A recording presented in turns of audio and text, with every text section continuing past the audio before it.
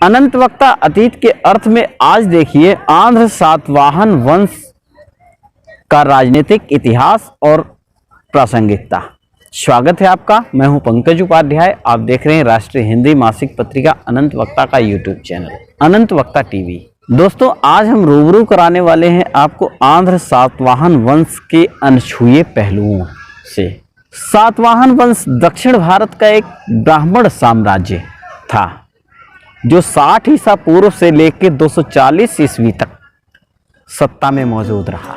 सीमुक नाम के ब्राह्मण शासक ने इसकी नींव रखी थी और वर्तमान औरंगाबाद महाराष्ट्र के प्रतिष्ठान नामक स्थान पर इनकी राजधानी थी। तलवार धारण करने वाला, शस्त्र धारण करने वाला, यानी सशक्त, समृद्ध, शक्तिवान। और जबकि जो है कुछ विद्वान इसे यक्ष से जोड़कर भी देखते हैं, तो दोनों प्रकार की मान्यताएं हैं। समुद्र तोय पीत वाहन, यानी इनके घोड़ों ने तीनों समुद्रों का पानी पिया था। अर्थात गौतमी पुत्र सतीकिरणी की सीमाएं तीनों समुद्रों तक फैली थी। सातवाहन वंश के इतिहास पर जूनागढ़ अभिलेख बहुत कुछ जानकारी देता है। सातवाहन वंश के राजनीतिक इतिहास से पता चलता है कि इस वंश के राजाओं ने महिलाओं को खूब सम्मान दिया, यानी मातृसत्तात्मक व्यवस्था का प्रचलन इस राजवंश में था। इसी वजह से अपने नाम के साथ अपनी मां का नाम इसके शासक खूब लगाते थे।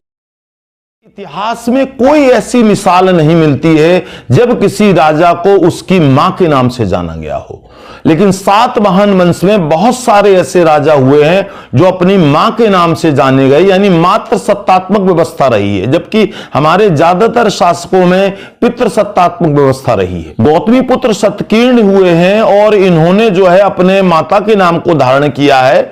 बहुत विद्वान, सुयोग्य राजा रहे हैं, युद्ध में बहुत निपुण रहे हैं और इसके साथ साथ इन्होंने जो हिंदू धर्म के प्रबल समर्थक। यह कार्यक्रम आप देख रहे हैं राष्ट्रीय हिंदी मासिक पत्रिका अनंत वक्ता के यूट्यूब चैनल पर। अगर आप हमारे चैनल पर नए हैं तो सब्सक्राइब जरूर करें, क्योंकि ऐसे कंटेंट्स हम आपको देते रहते हैं। हाँ, एक बात और, हमें आप सोशल मीडिया के प्लेटफॉर्म फेसबुक, ट्विटर, इंस्टाग्राम पर फॉलो कर सकते हैं। आंध्र सातवाहन वंश मौर्योत्तर काल था और ब्राह्मण साम्राज्य था। ईसा पूर्व 60 में इसकी नींव सीमुक नाम के व्यक्ति ने अंतिम कर्ण शासक की हत्या करके रखा था। इस राजसत्ता में सतीकीर्ण ने 2 अश्वमेध यज्ञ किया था। इसकी सत्ता, इसकी शक्ति का अंदाजा इसी बात से लगाया जा सकता है।